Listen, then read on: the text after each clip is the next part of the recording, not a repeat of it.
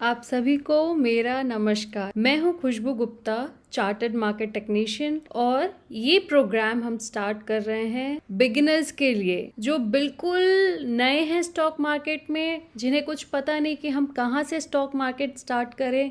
उनके लिए ये वीडियोस बेस्ट है लर्निंग के लिए। मेरी कोशिश रहेगी कि मैंने जितना भी सीखा है मैं सब कुछ आपसे शेयर कर सकूं।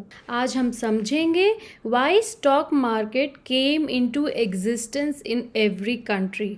मतलब क्यों स्टॉक मार्केट की ज़रूरत पड़ी। लोग जब इतना घबराते हैं, आज भी लोग इतना घबराते हैं स्टॉक मार्केट से कि भाई स्टॉक मार्केट में मत जाओ, लॉस हो जाएगा। लोग इतना ही घबराते हैं, लोगों को इतना ही लॉस होता है, तो क्यों ना कंट्रीज बंद कर दे स्टॉक मार्केट को। हमें ये भी तो समझना ज़रूरी है कि स्टॉक मार्केट ज़रूरी क्यों है किसी कंट्री के लिए। जो भी डेवलप्ड कंट्रीज है उन सब के लिए स्टॉक मार्केट बहुत ज़रूरी है। स्टॉक मार्केट बिना एक कंट्री का डेवलपमेंट हो ही नहीं सकता। Stock market is very important. क्यों? आपको काफ़ी सारा कंसेप्ट इस वीडियो से क्लियर हो जाएगा। और वापस से मैं कहती हूँ, ये कोशिश मेरी है कि जो नया स्टार्ट करना चाहते हैं स्टॉक मार्केट में, स्टूडेंट्स जो बीबीए कर रहे हैं, फाइनेंस कर रहे हैं, उनके लिए बहुत अच्छा है। वो हाउसवाइफ्स जो घर में, जिनके पास टाइम रहता है और वो अपने स्किल्स डेवलप करना चाहती है, उनके लिए ये इन्फॉर्मेशन अच्छा है। वो एम्प्लॉयज़ जो एक second source of income passively ढूंढ रहे हैं, उनके लिए स्टॉक मार्केट इम्पॉर्टेंट है। इधर से वो अपना पैसिव इनकम अर्न कर सकते हैं। और जो इन्वेस्टर्स जो बड़ा रिटर्न बनाना चाहते हैं इन्फ्लेशन को बीट करके, उनके लिए भी स्टॉक मार्केट बहुत ज़रूरी है। मेरी सोच ये है कि जब हम स्टॉक मार्केट में एंटर करें तो हम पहले अपना फाउंडेशन बहुत स्ट्रॉन्ग कर लें, उसके बाद एंटर करें। प्रॉब्लम तब आती है जब हम बिना स्टॉक मार्केट को समझे उसमें अपनी मेहनत की हुई कमाई लगा देते हैं। मेरे 17 साल के एक्सपीरियंस में मेरे लिए स्टॉक मार्केट बहुत रिवॉर्डिंग रहा है। तो चलिए बिना टाइम वेस्ट किए हम स्टार्ट करते हैं और सबसे पहले ये समझते हैं कि स्टॉक मार्केट ज़रूरी क्यों है, होता क्यों है। Why is stock market necessary. हर कंट्री के लिए स्टॉक मार्केट क्यों ज़रूरी है। तो मैं एक एग्जाम्पल दूंगी आपको छोटा सा, जिससे आपको ये क्लियर समझ में आ जाएगा कि स्टॉक मार्केट वाकई में हर कंट्री के लिए ज़रूरी है। देखिए, ये एक इंजीनियरिंग स्टूडेंट है और ये एक मिडिल क्लास फैमिली से आते हैं। इन्होंने इंजीनियरिंग की और इन्होंने एक यूनिक आइडिया निकाला कार बनाने का।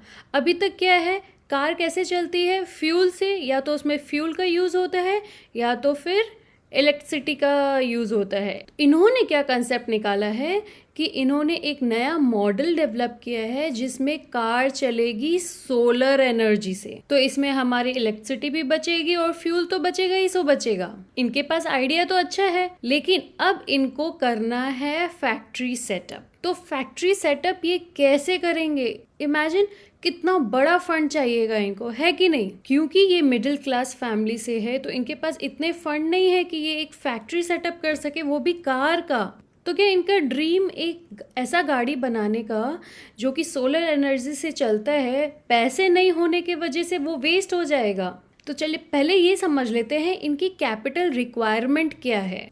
देखिए, इनकी कैपिटल रिक्वायरमेंट है 4 करोड़। इनको टोटल में 4 करोड़ चाहिए अपनी ये फैक्ट्री सेटअप करने के लिए। ये क्या करेंगे? सबसे पहले अपने पेरेंट्स से बोरो करेंगे, उससे उन्होंने पढ़ाई कर ली। फिर उसके बाद वो क्या करेंगे, वो अपने रिलेटिव से बोरो करेंगे पैसा, उससे मटेरियल ले लिया। फिर कुछ अपने फ्रेंड से बोरो करेंगे स्टेज 2 प्रोटोटाइप बनाने के लिए। फिर अब लास्ट में वो क्या करेंगे, बैंक से भी बोरो कर लेंगे। उसके बाद भी उनके पास पैसा अब नहीं है। जिनसे भी इन्होंने पैसे बोरो किए हैं वो सब पैसे इनको कभी ना कभी तो वापस करना पड़ेगा विद इंटरेस्ट। पेरेंट्स को चलो बिना इंटरेस्ट के पैसे वापस कर दोगे, लेकिन बाकी सबको तो इंटरेस्ट के साथ पैसे वापस करने पड़ेंगे ना। अभी भी इनकी रिक्वायरमेंट पूरी नहीं हुई। कोई भी बैंक एक मिडिल क्लास बंदे को फैक्ट्री सेटअप करने के लिए 4 करोड़ नहीं देगा। होम लोन के लिए फिर भी दे देगा, लेकिन बिजनेस के लिए वो 4 करोड़ नहीं देंगे। तो फिर ये पैसा आएगा कहाँ से? वो कहते हैं ना, don't under estimate the power of a common man. तो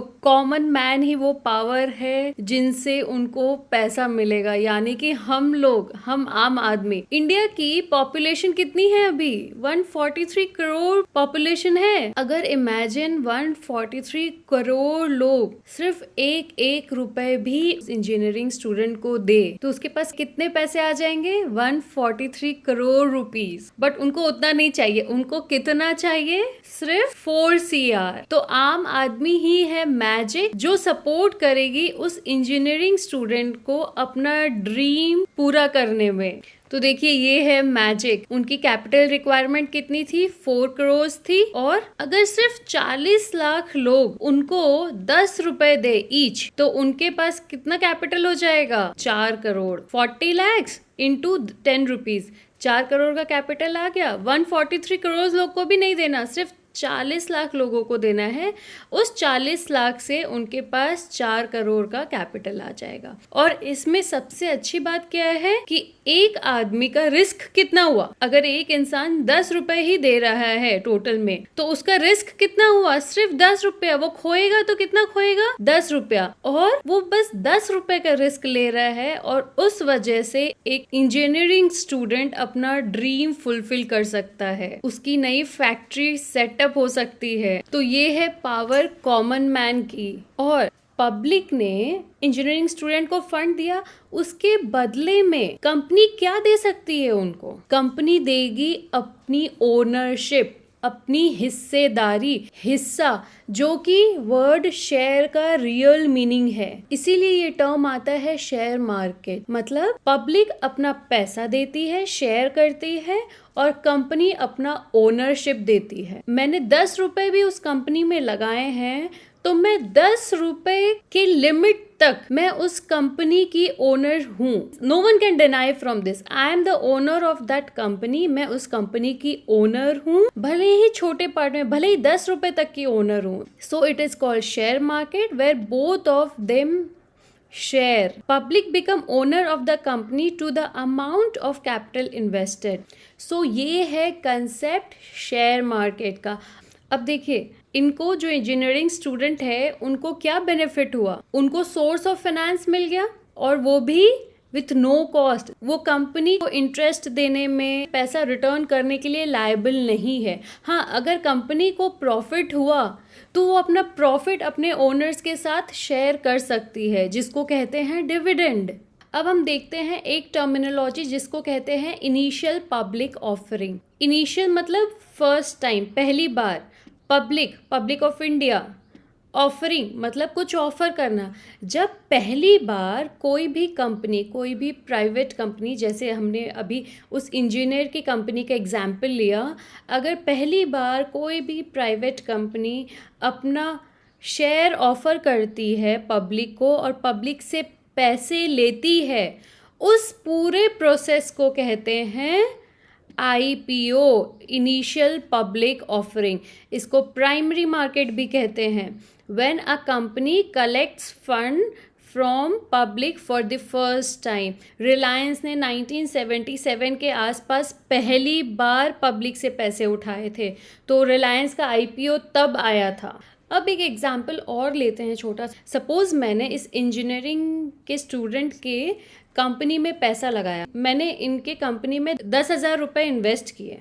अब 2 साल बाद मुझे वो शेयर्स बेचने हैं किसी को। मेरे को प्रॉफिट होगा तो मेरे को इसको बेचना भी तो है, तो मैं बेचूंगी इसको स्टॉक मार्केट में। यहाँ आता है हमारा स्टॉक मार्केट।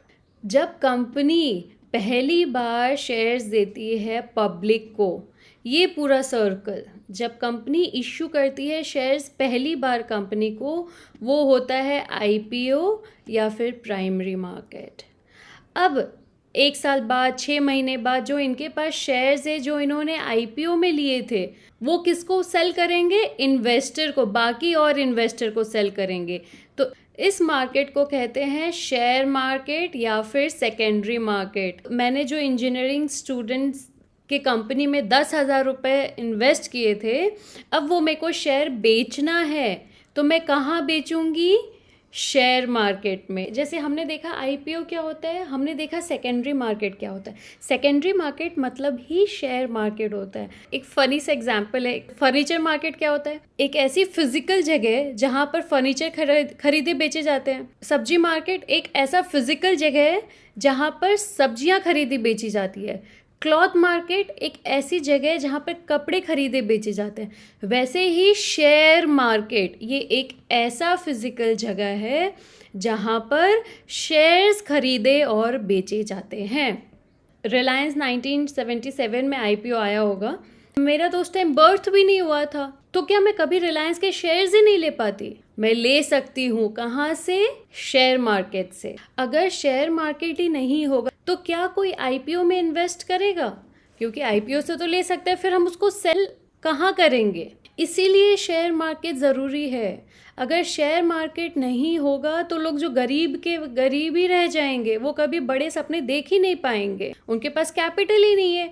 और interest free capital public of India ही दे सकती है, वो शेयर मार्केट से ही उठ सकता है, आईपीओ से ही उठाया जाता है। अभी हमने ये तो देखा कि कंपनी को क्या क्या बेनिफिट होगा, उनको सोर्स ऑफ फाइनेंस मिल गया, उनकी कोई लायबिलिटी नहीं है। अब हम देखते हैं पब्लिक को, हम आम आदमी को क्या बेनिफिट होता है स्टॉक मार्केट से। हम कंपनी के ओनर्स बन सकते हैं। अगर स्टॉक मार्केट नहीं होता तो हम कंपनी के ओनर्स ही नहीं बन पाते।